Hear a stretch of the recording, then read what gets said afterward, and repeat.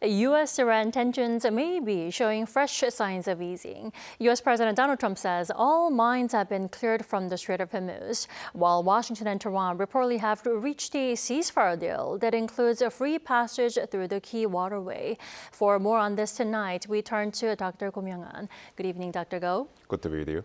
And also joining on my right is Professor Moamen Gouda. It's good to have you with us, Professor Gouda. My pleasure. Thank you. Professor Gouda, like I mentioned, a Russian report says Washington and Tehran have reached a ceasefire that includes a free navigation of the Strait of Hormuz. Now, I believe there hasn't been any official confirmation yet, has there? Yes, absolutely. So far, I've been trying to follow up the news on this media announcement from Russia, but nothing is confirmed, to be honest. Right. Of course, we know that the CIA, high official from the CIA is visiting Moscow right now.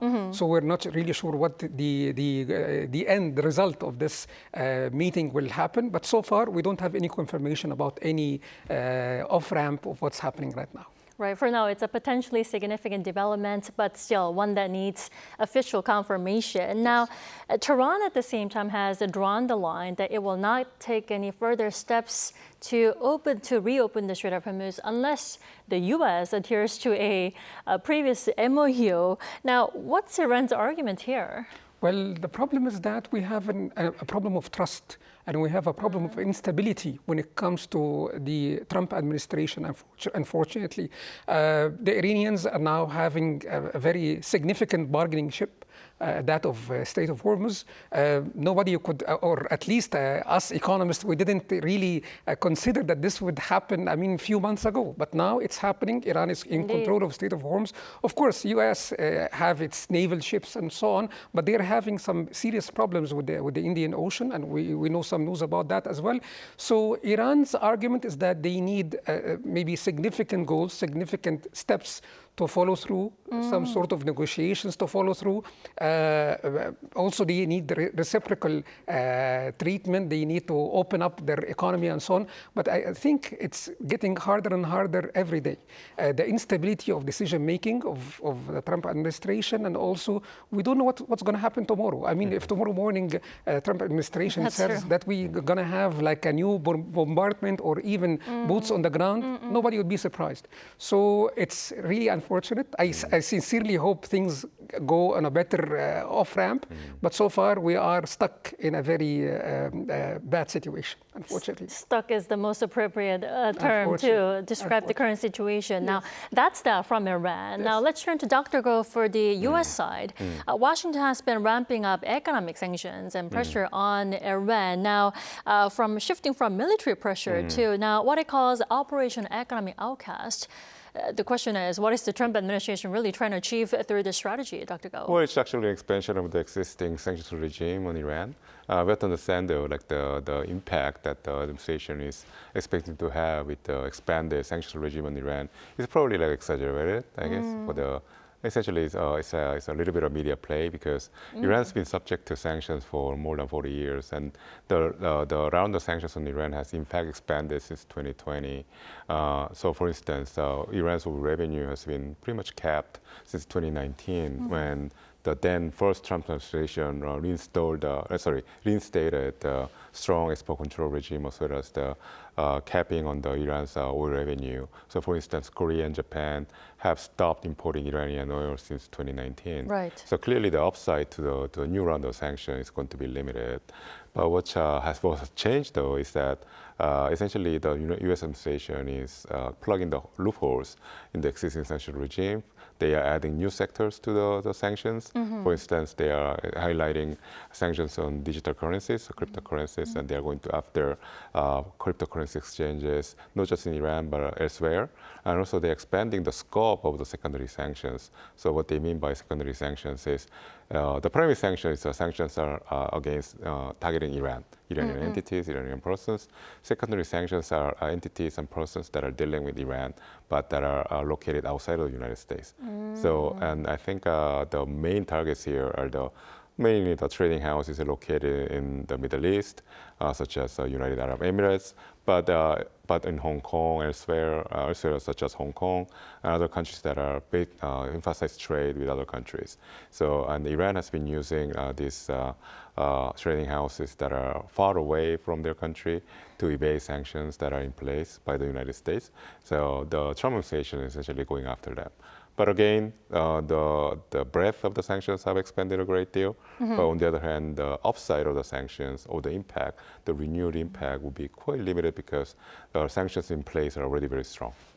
But the thing is, the pressure goes beyond Iran itself. We all know Washington is now threatening secondary sanctions on third countries, companies, and financial institutions that continue doing business with Iran. Now, what do you think is the Trump administration's strategy, especially when it comes to working with other countries, including allies and partners? So what's interesting is that there's an implicit threat in the new sanctions regime or the Operation Economic Outcast. So Secretary of Treasury Sim Besant implied that if a country doesn't comply with the new round of sanctions, that there will be designations targeting those countries besides Iran. And then the way the message has been conveyed is very hush-hush. It's saying like the communication is not going to be public. For instance, the U.S. government is going to rely on public records, for instance, such as the Office of Foreign Asset Control, which is the agency under the U.S. Treasury Department that are in charge of sanctions, to issue like public statements. They're not going to do it. They are going to essentially, communicate it privately. And I think that what's implied there is that the punishment for violating sanctions violation by third countries is going to go beyond just economic actions. It could involve other leverages. For instance, could be military, or military in the sense that it's not going to be like attacks, but more like a withdrawing like a security guarantees, for instance, or like other types of diplomatic pressure, or like other types of political pressure as well. So, or maybe they want to use tariffs again, just as the President Trump has done against Canada. So essentially the menu of punishment is going to be much more expanded, especially against allies and partners. I think this is a new dimension that we are going to have to face with the new round of sanctions. Well, Dr. Go, when it comes to secondary sanctions, China is clearly the biggest variable. Washington has already targeted Chinese firms, but stopped short of sanctioning Chinese banks. Now, what explains this restraint? Well, it's just a size. The Chinese banks are one of the largest financial institutions in the world at the moment. So going after a Chinese bank at this juncture is going to cause huge instability in the economic system, global economy. And not just, but then also it's going to really shake the standing of the U.S. dollar, because if a Chinese company, a Chinese financial institution is completely essentially eliminated from the international financial system, then it's going to have downstream ramifications in the sense that there will be complete interruption in trade, as well as financial transactions in general. For instance, Chinese companies, as well as Chinese individuals, won't be able to trade with the United States anymore. So we're talking about a huge shock to the economic system. That's why the United States is essentially stepping back from threatening China with actual sanctions. And there's another also political reason for this. It's just been earlier this year that President Trump met with President Xi of China, and the two leaders have reached some sort of understanding about stabilizing the global situation. Right. So if the United States were to go after Chinese banks at this moment, then essentially President Trump would be, disappointing President Xi, obviously, but then it will be causing huge instability in the bilateral relations as well. And we also have to remember that President Trump, when he was in Beijing earlier this year in June, had invited President Xi to the United States for a reciprocal visit. So they might see each other in September in China. Exactly. So sanctioning China on the eve of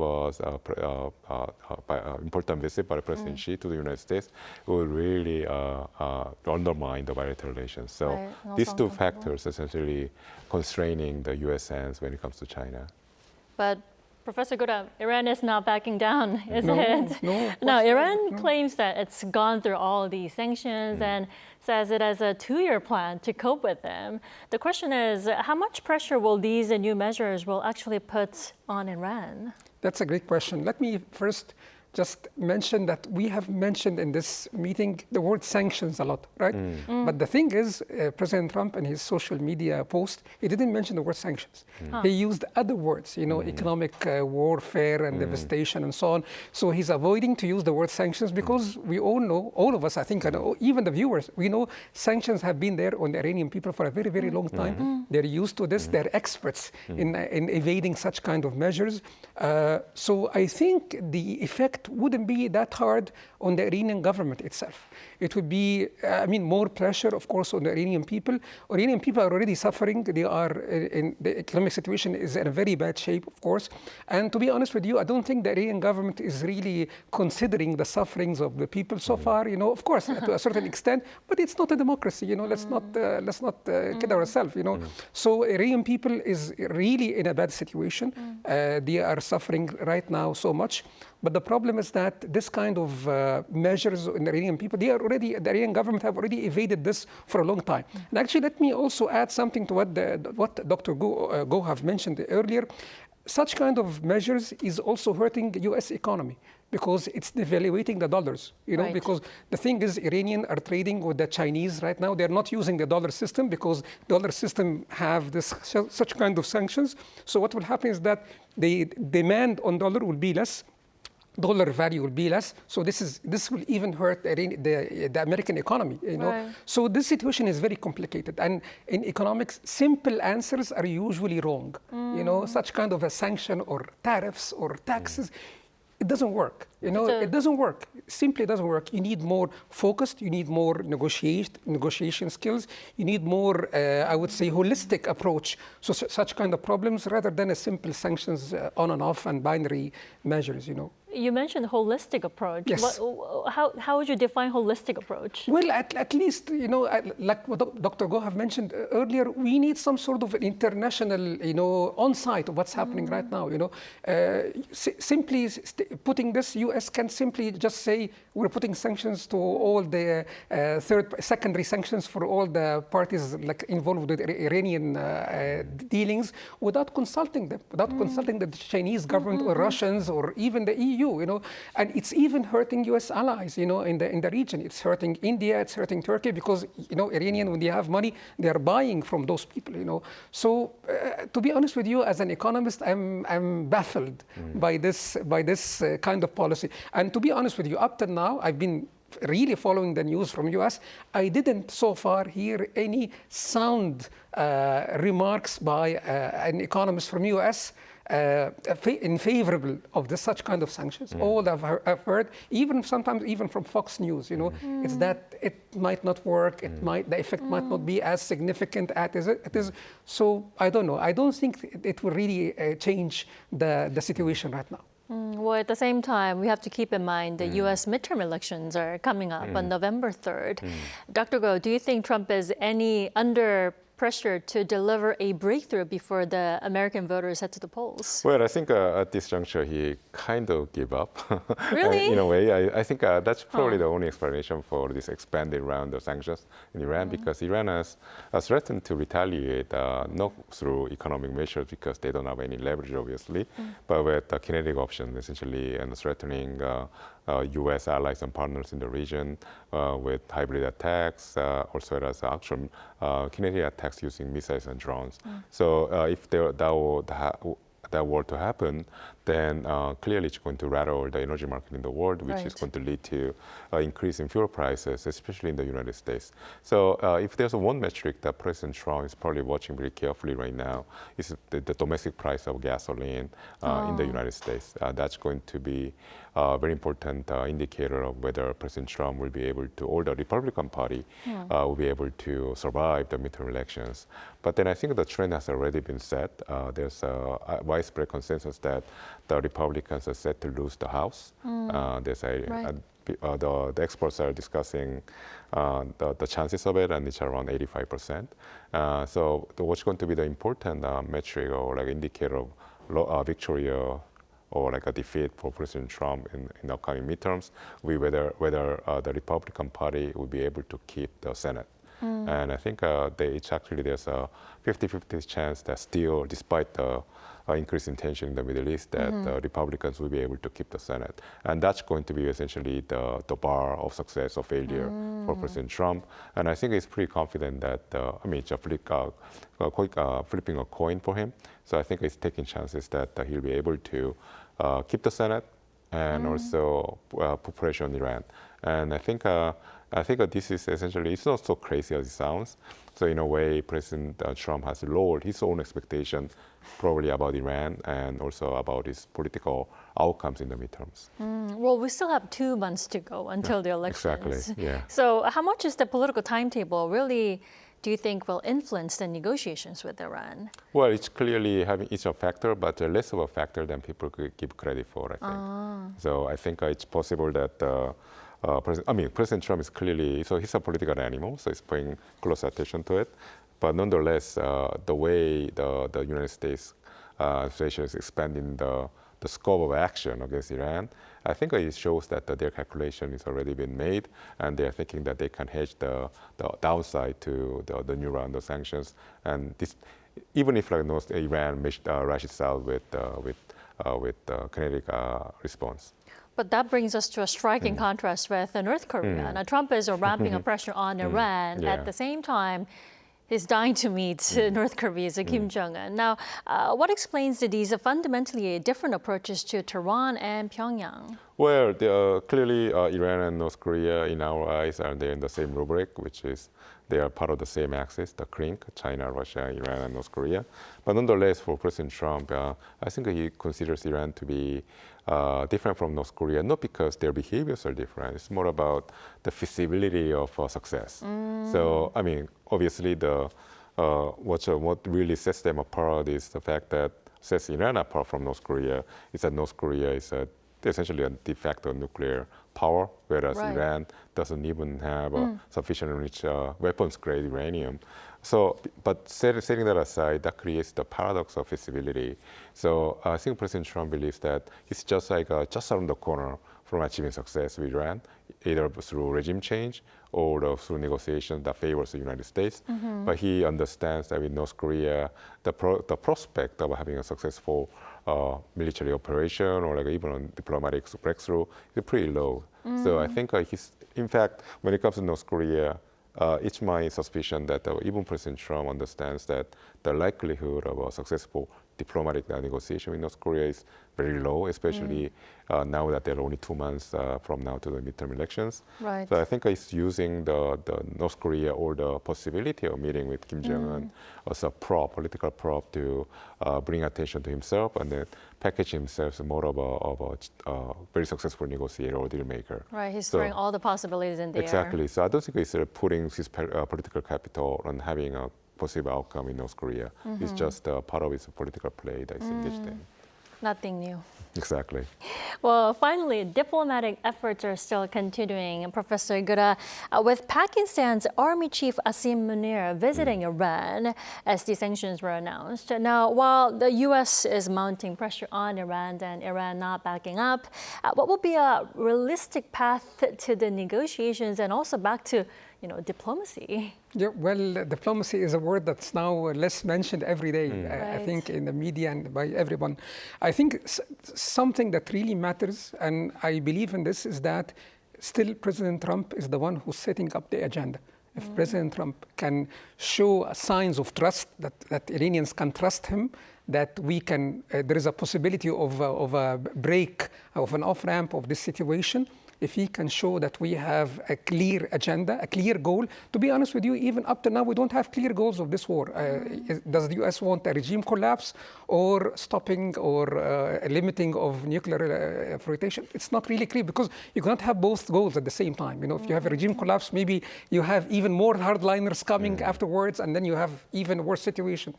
So I think Trump administration needs to be clear needs to set up the goals, needs to show an image of trustworthy, an image of commitment, and then I think everyone will follow. It's not very hard. But I think inside the inner house of Trump administration, they don't have a consensus. There is always some kind of instability. Right. So it's really hard for us to even predict what's going to happen even the next hour.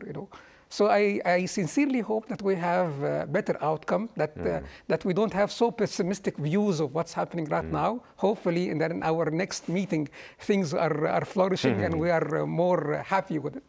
I hope so too. Well, despite the deep mistrust on both sides, it seems there's still some room for negotiations. Definitely, of course. There is lots of rooms. Any time we have rooms for negotiations, but we need to have clear objectives, clear points, clear trust, and then everything else will follow. It's not very hard. But trust is a very difficult. Well, but you can always start. Of course, you can always start. He's the man in power. He has the biggest economy so far, even up to now. So he can play a good game. But to me, I'm just a simple economist. I don't really understand his choice of policies. Nobody does. Well, then I'm happy that I'm not the only one here. Alrighty, Professor Gouda, thank you so much for making the time to be with us in the studio tonight. Appreciate it. Thank you for having me. Thank you. And also, Dr. Go, as always, thank you for your time and your insight. My pleasure. And that wraps up our discussion for tonight. We also thank you for staying with us. This has been Kim Dami. Good night.